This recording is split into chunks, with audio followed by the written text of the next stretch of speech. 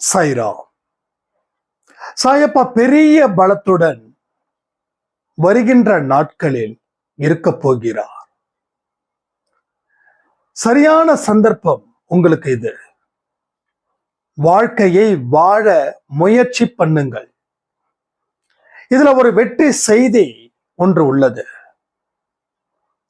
அவருடைய கருணை பார்வை உங்கள் மீது. நீங்கள் அவருடைய பார்வையில் இருக்கிறீர்களா என்பதுதான் பெரிய கேள்வி. ஒரு யுத்தம் ஒன்று நடக்கும்போது நீங்க இந்த நேரத்துல கஷ்டப்படத்தான் ஆகணும். கஷ்டப்பட்டாதான் இந்த யுத்தத்துல ஜெயிக்க முடியும். இந்த யுத்தத்துல ஜெயிச்சாதான் கஷ்டமில்லாத வாழ்க்கையை வாழ முடியும்.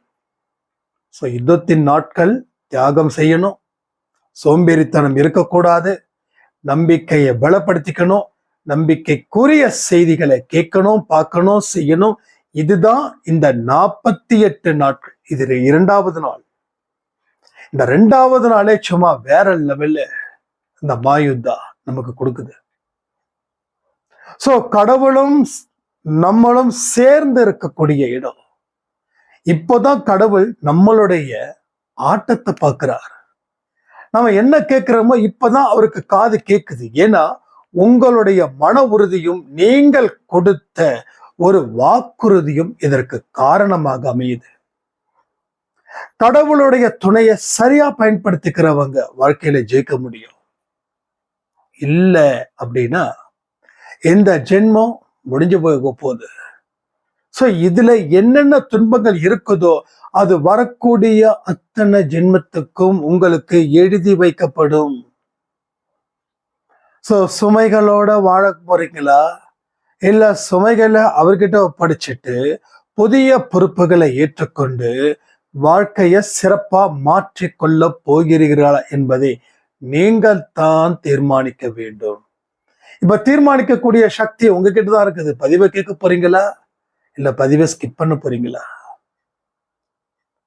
நீங்க கேட்டாலும் கேட்காட்டியும் கடவுள் அவர் தனது வேலையை செய்வார். கேட்டுவிட்டால் தப்பித்துக் கொள்ளலாம், கேட்க மறுத்தால் தப்பிக்க முடியாது. ஏன்னா இதுவரைக்கும் யுத்தம் செய்யல, இனி யுத்தம் செஞ்சுக்கிட்டு இருக்கீங்க. இதுவரைக்கும் எதிரிகள் உங்களை வீழ்த்துறாங்கன்னு நினைச்சீங்க, அவங்க ஆட்டத்தையே ஆரம்பிக்கல தெரியுமா?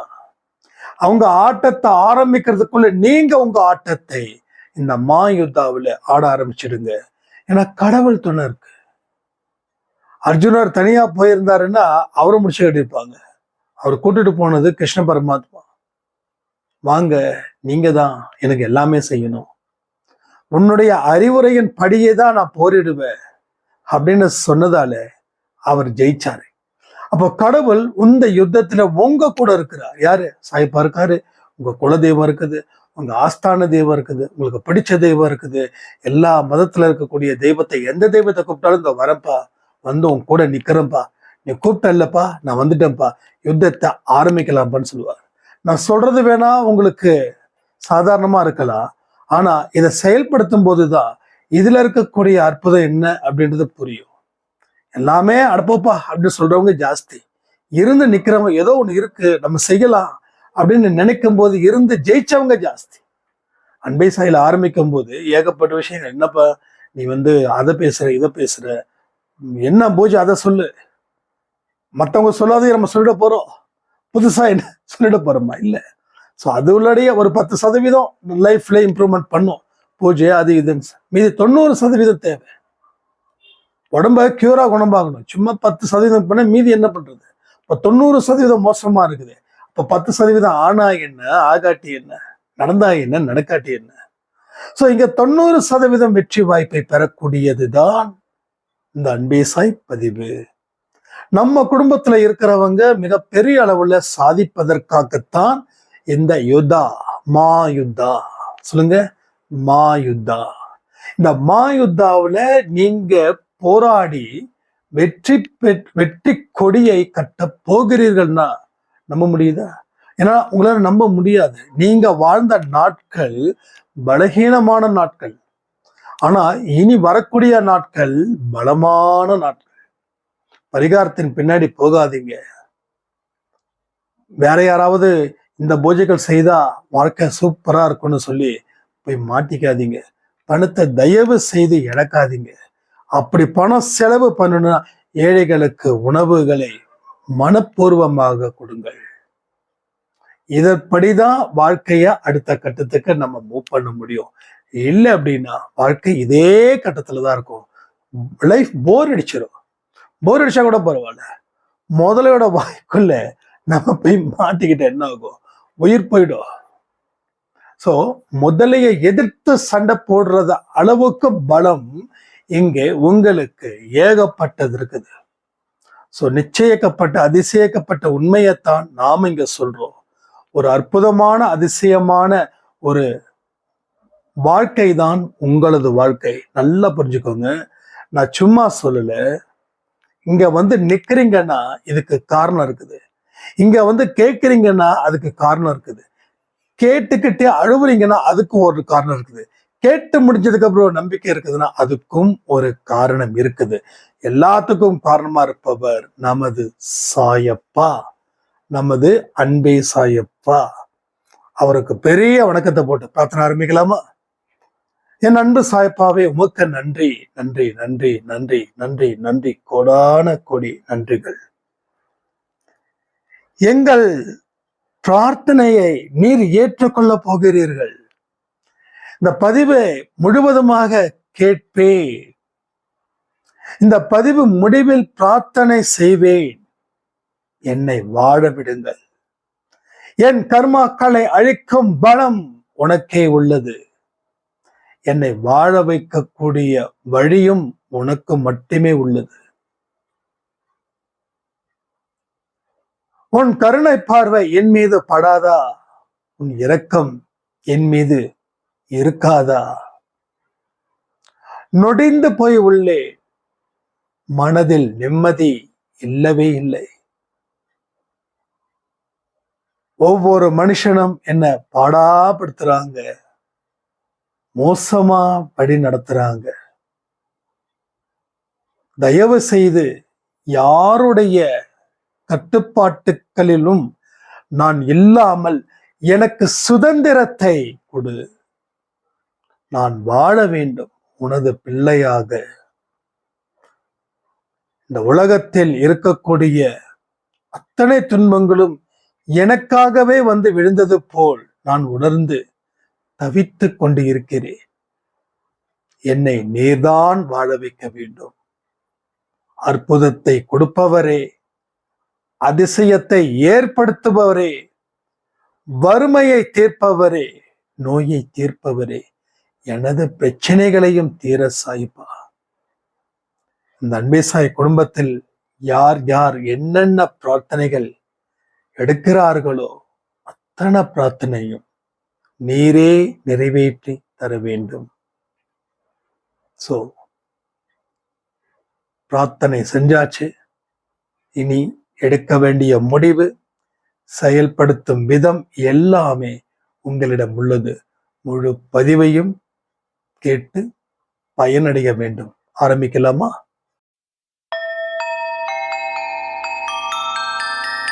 ஓம் சாயிரா சாயிரா, ஓம் சாயிரா சாயிரா, ஓம் சாயிரா சாயிரா, அன்பே சாயிரா, பேரன்பே சாயிரா, அகிலம் தளிக்க ஆத்மா விழிக்க அனுதினம் சாயிரா, எங்கள் அன்பே சாயிரா.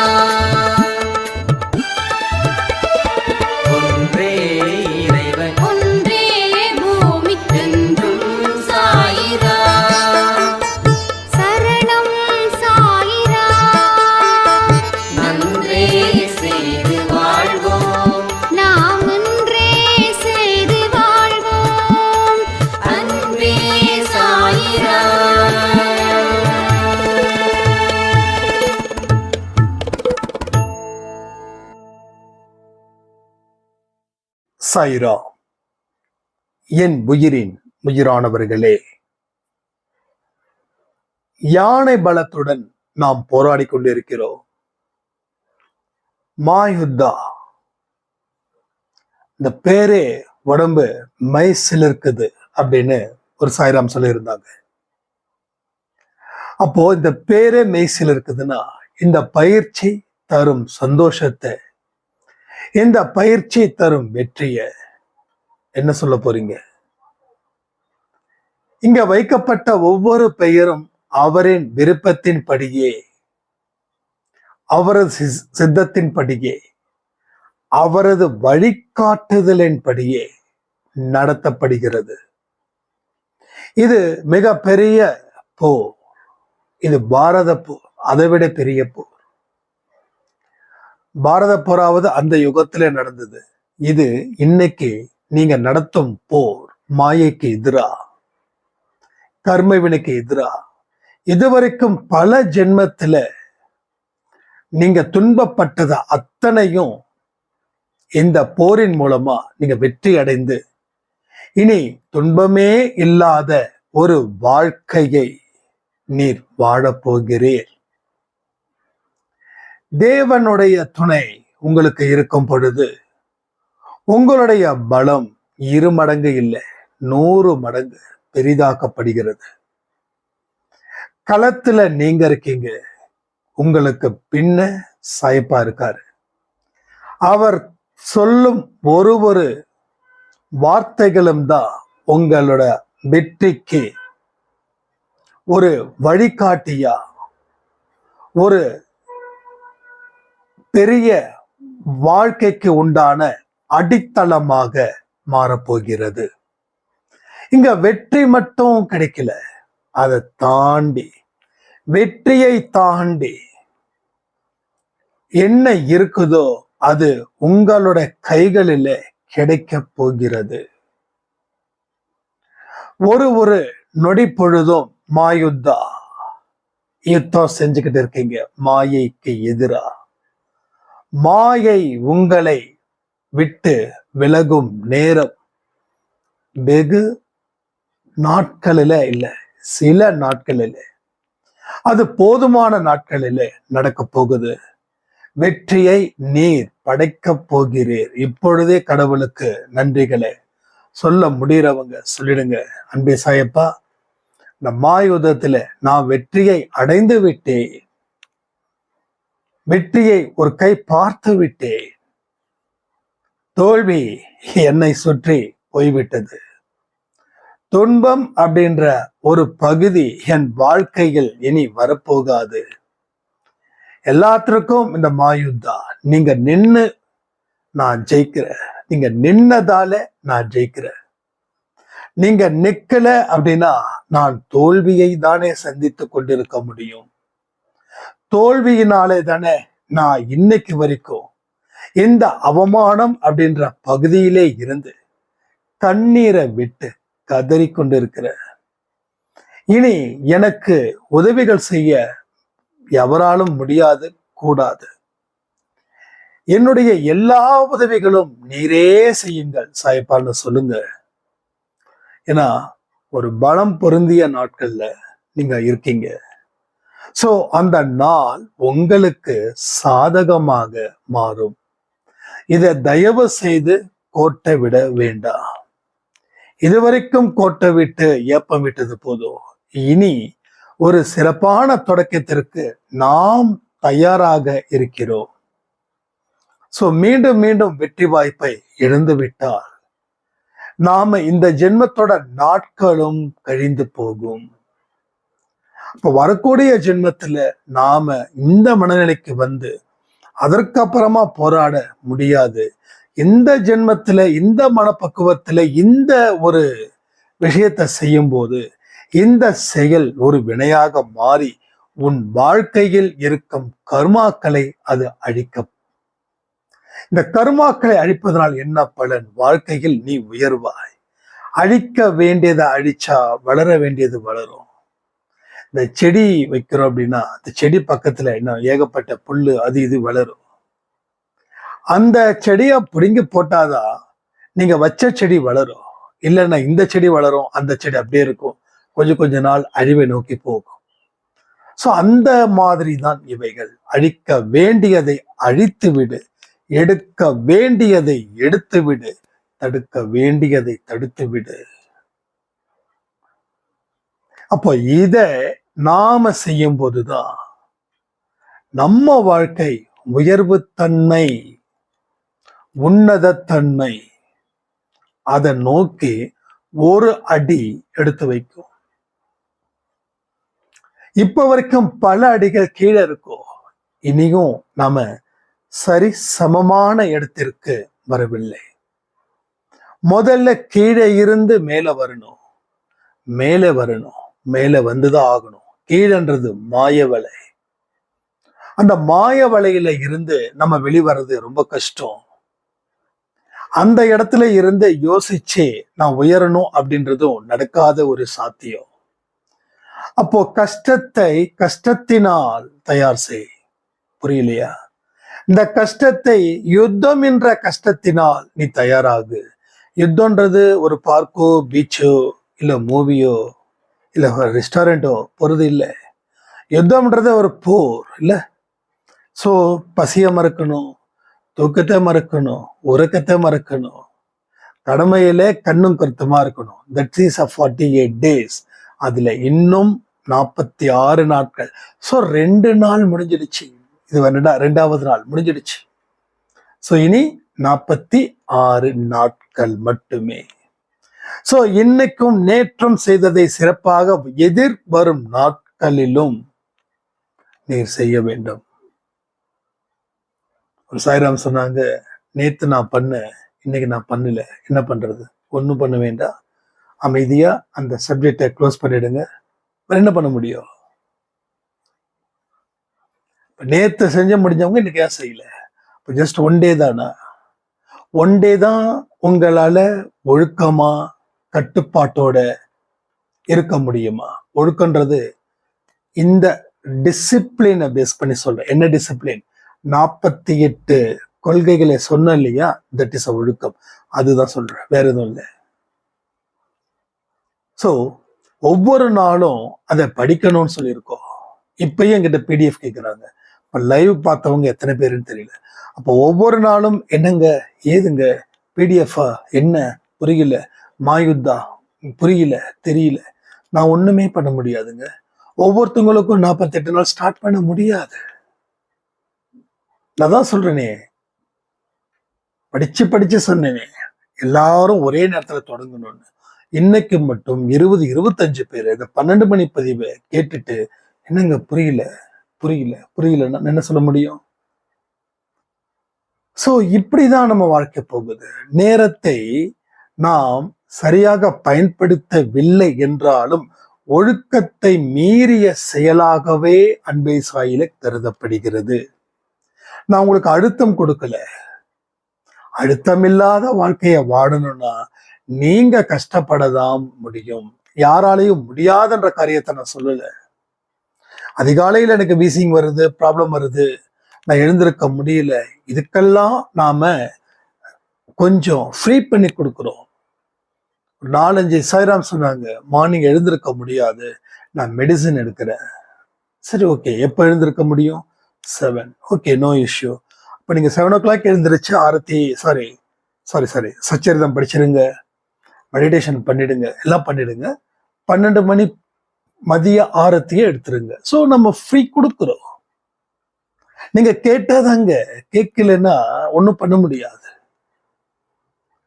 அப்போ இந்த பயிற்சியின் மூலமா வாழ்க்கை மாறப்போகிறது. ஒரு வெற்றி செய்தி, அதை சொல்ல மறந்துட்டேனே. 1-2 வந்தா ஞாபகம் வச்சு சொல்லலாம். நிறைய வெற்றி செய்தி இந்த 48 நாள். 2வது நாளிலே கணவர் திருந்தி இருக்கிறார். அதாவது கடவுளை வெறுக்கிறவர், அன்பேசாய் ஆடியோவை வீடியோவை வெறுக்கிறவர் தெரிந்திருக்கார். என்னமோ தெரியல, சாயப்பா மேல ஒரு அளவில்லாத ஈடுபாடு வந்துடுச்சு. இனி என்னோட வாழ்க்கை ஒழுக்கத்தின் மார்க்கமாக நான் மாத்தணும்.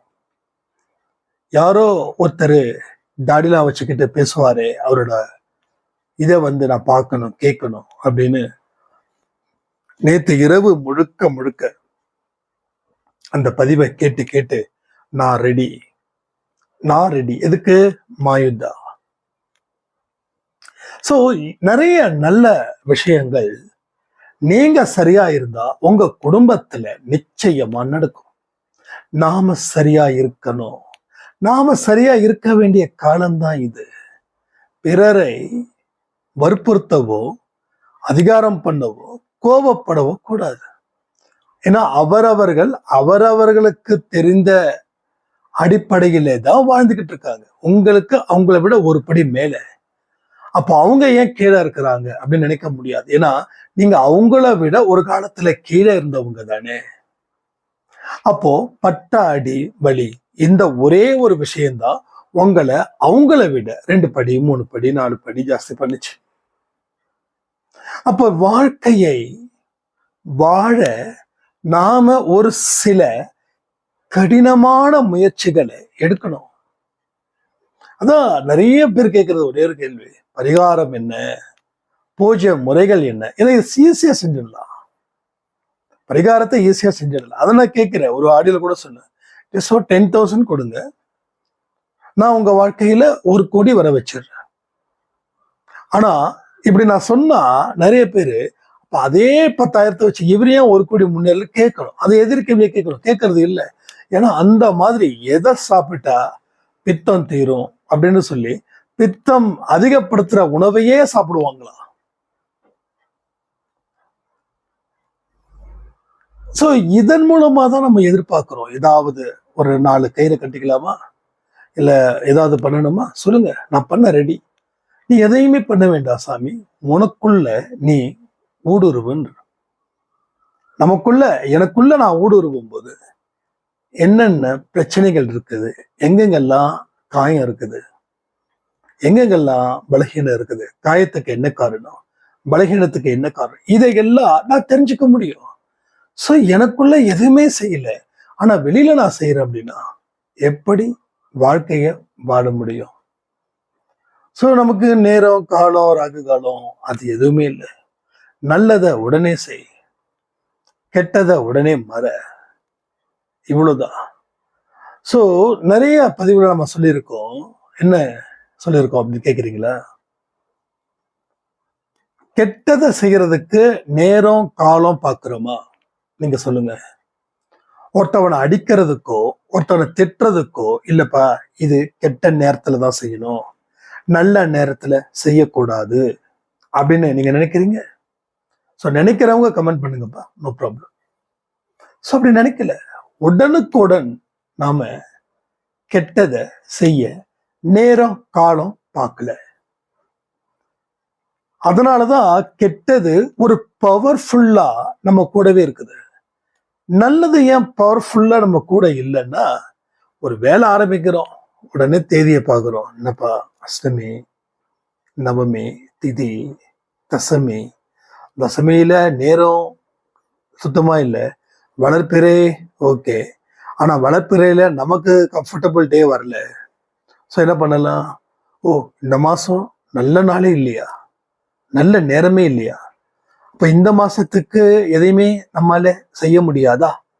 சரி அடுத்த மாசம் எப்ப இருக்கு, அடுத்த மாசம் கடைசியில ஒரு நல்ல நாள் இருக்குது, அப்ப செஞ்சிடலாமா? அப்ப செஞ்சிடலாம். ஸோ இன்னைக்கு 4ஆம் தேதி அன்னைக்கு ஒரு நல்ல விஷயம் நம்ம மைண்டுக்குள்ள வருதுன்னா அத அடுத்த மாசம் 20ஆம் தேதிக்கு போஸ்ட்போன் பண்ணா, இப்ப இன்னைக்கு என் மனசுல உதித்த எண்ணம் ஒரு செயலை நான் இன்னைக்கு செய்யும் போது எனக்கு அடுத்த மாசத்துக்குள்ள நல்ல வெல் ட்ரெயின் ஆயிடுவேன். இப்போ இந்த 4ஆம் தேதியில இருந்து இந்த மாசம் கிட்டத்தட்ட 26 நாள், அடுத்த மாசம் ஒரு 20 நாள், 26ஐயும் 20ஐயும் கூட்டினால் 46 நாள். ஸோ 47 நாள் கழிச்சு நான் இன்னைக்கு நினைச்ச விஷயத்த செஞ்சா அது விளங்குமா? விளங்குமா? அப்போ அந்த 46 நாட்களில என் மனசுல எனக்கு எந்த மாதிரி எண்ணங்கள் உருவாச்சு, யார் யார் என்னென்ன சொன்னாங்க அப்படின்னு சொல்லிட்டு அந்த 46வது நாள் அது நம்ம விட்டுடுவோம். ஏன்னா நம்ம கிட்ட இருக்கிற மக்கள் அதையா செய்யற பார்த்து, இப்படிதான் ஒருத்தன் செஞ்சான் தூக்கு மாட்டிக்கிட்டான், இன்னொருத்தன் செஞ்சான் ஊரை விட்டே போயிட்டான். இன்னொருத்தன் செஞ்சான், அவன் பைத்தியக்கார ஹாஸ்பிட்டல் இருக்கான், பார்த்துப்பா அப்படின்னு சொல்லி சில சில அவர்கள் வந்து சொல்லிட்டு போயிடுவாங்க. என்னாச்சு?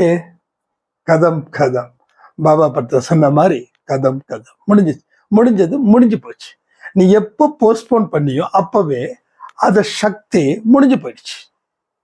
தள்ளி வைக்கப்பட்ட ஒரு காரியமும் தோல்வியை தரும், வெற்றியை இழக்கும், நம்பிக்கையை இழக்கும், அதன் மூலமா வரக்கூடிய இழப்புகளையும் அதன் மூலமா வரக்கூடிய பேராபத்துகளையும் ஏற்படுத்தும். அதுதான் கெட்ட காரியம் ஸ்ட்ராங்கா நிக்குது, கெட்ட சக்தியும் ஸ்ட்ராங்கா நிக்குது. நல்ல காரியங்கள் நம்ம வாழ்க்கையில நடக்கவே இல்லை, நல்லதும் நமக்கு நடக்கவே இல்லை. இவ்வளவுதான், வேற ஒண்ணுமே இல்லை. சில இடத்துல நாத்திகவாதியா இருக்கிறது ரொம்ப ரொம்ப நல்லதுங்க. நான் பல இடத்துல நாத்திகவாதியா இருக்கேன். யார் சொன்னாலும் சரி, நம்ம மனசு என்னைக்குமே நினைச்சா அதை நடத்திடணும். நல்ல அதெல்லாம் ஒண்ணுமே நம்ம பாக்குறதே இல்லை. இப்ப கூட சொல்லுங்களேன், இந்த 9ஆம் தேதி தேர்ஸ்டே, இது கூட நம்ம பெருசாலாம் இது பண்ணவே இல்லை. அதாவது நேத்து வந்த நாள் ரெஜிஸ்ட்ரேஷன் எல்லாமே அவைலபிள், பக்காவா இருந்து ரெடியா இருந்து, ஓகே என்னைக்கு வைக்கலாம், டோக்கன் போடலாம், டோக்கன் முடிச்சாச்சு, அவ்வளவுதான். ஸோ லைஃப வந்து தயவு செய்து வாழ்ந்துடுங்க. அதையும் வாழ மறுக்கிறீங்க? இதெல்லாம் செய்ய வேண்டாம். இனி ஒரு சிறப்பான திட்டத்தை கடவுள் வைத்திருக்கிறார். அந்த திட்டத்தை நாம பூர்த்தி செய்வதற்கு தயாராக இருக்க வேண்டும். நேரத்தையும் காலத்தையும் தயவு செய்து வீணாக்காமல் இந்த மாயுதாவை தொடர்ந்து நீங்க செய்யணும், பெரிய வளர்ச்சி அடையணும்னு சொல்லி ஒரு சின்ன பிரார்த்தனை மூலமா இந்த பதிவை முடிச்சிடலாமா? என் அன்பு சாயப்பாவிற்கு நன்றி. அளவில்லாத நன்றிகளை நாங்கள் உங்கள் பாதத்தில் காணிக்கையாக்குகிறோம். எங்கள் காணிக்கைகளை நீங்கள் ஏற்றுக்கொள்ளுங்கள். தெய்வத்தின் துணை நின்று நான் எனது வாழ்க்கைக்கு எதிராக போராடுவேன். போராடும் பொழுது எவ்வளவு தடை, எவ்வளவு துன்பம், எவ்வளவு இழப்புகள் வந்தாலும் என்னை விட்டு நீ செல்லாதே. நீர் ஒருவரே என்னை ஆக்கும் தெய்வம், நீர் ஒருவரே என்னை வழிநடத்தும் தெய்வம். என் குடும்பத்தில் இருக்கும் பிரச்சனைகளை தீர்ப்பதற்காக இந்த மாயுதா பயிற்சி 2வது நாளில் நான் தொடர்ந்து போரிடுகிறேன் சாயப்பா. நீ இல்லை என்றால் நான் இல்லை. உன்னுடைய பலம் பெரியது. உன் மீது நம்பிக்கை வைத்து எந்த செயலை நாங்கள் செய்தாலும் அது விசேஷமாக முடியும். அது அற்புதத்தையும் அதிசயத்தையும் கொண்டு வரும் என்பதை நான் நம்புகிறேன். எங்களை காக்க வந்த இறைவா நன்றி. எங்களுக்காக நீர் இவ்வளவு சிரத்தை எடுத்து எங்கள் வாழ்க்கையை வழிநடத்துவதற்கு கோடான கோடி நன்றிகள். உன்னை நாங்கள் எங்கள் கண் முன் நிறுத்தியிருக்கிறோம். எங்களுடைய தேவைகளை நீர் அறிந்திருக்கிறீர். அந்த தேவைகளை பூர்த்தி செய்ய போவதற்காகவும் அதற்குரிய ஆயத்த பணிகளை செய்து கொண்டு இருப்பதற்காகவும் நன்றி. தெய்வமே, நாங்கள் செய்த பாவத்தை தயவு செய்து மன்னித்து எங்கள் வாழ்க்கையில் ஒரு புனிதத்தையும் ஒரு வெற்றி தீபத்தையும் ஏற்றி வையுங்கள் தெய்வமே. உன் பெயர் கெடுக்காத வகையில் நாங்கள் ஒழுக்கத்துடனும் பணிவுடனும் இரக்கத்துடனும் வாழ்கிறோம். எங்களை நீரே வாழ வைக்க வேண்டும். உங்கள் அக்னி பார்வையால் எங்களை கொள்ளாதீர்கள். இரக்க பார்வையால் எங்கள் வாழ்க்கையை நீங்கள் மேம்படுத்துங்கள். காக்கும் தெய்வமே, நடமாடும் தெய்வமே, எங்கள் தலையில் வைத்து ஆசீர்வாதம் செய்து கொண்டு இருப்பதற்காக நன்றி, நன்றி. இந்த உலகத்தில் நல்லோர்கள் பாதுகாப்புடன், பெண்கள் பாதுகாப்புடன், குழந்தைகள் பாதுகாப்புடன் இருக்க வேண்டும் சாயப்பா. அன்பே சாய் குடும்பம் மட்டுமல்ல, உலகத்தில் இருக்கிற எல்லா குடும்பத்தையும் நீர் ஆசீர்வாதம் செய்யுங்கள். கலியுகத்தில் வாழ்ந்து கொண்டிருக்கிறோம். எந்த நேரத்தில் எது நடக்கும் என்று எங்களுக்கு தெரியாத அச்சத்தில் இருக்கிறோம். அந்த அச்சத்தை நீங்கள் போக்குங்கள். எங்கள் வாழ்க்கையில் வெற்றி தீபத்தை ஏற்றுங்கள். எத்தனையோ பெண்கள் கண்ணீர் விட்டு கதறி அழுது கொண்டு இருக்கிறார்கள். அந்த பெண்களுடைய கண்ணீரை துடைத்து அவர்களுக்கு ஆனந்தமான வாழ்க்கையை தந்து அவர்களுக்கு தேவையான அத்தனை உதவிகளையும் நீர் செய்யுங்கள் சாயப்பா. அப்படியே செய்வதற்காக நன்றி, நன்றி, நன்றி.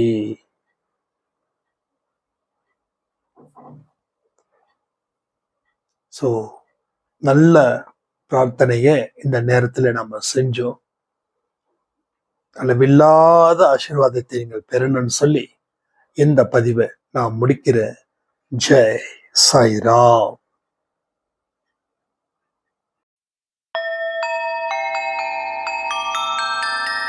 ஓம் சாயிரா சாயிரா, ஓம் சாயிரா சாயிரா, ஓம் சாயிரா சாயிரா, அன்பே சாயிரா, பேரன்பே சாயிரா, அகிலம் தளிக்க ஆத்மா விழிக்க அனுதி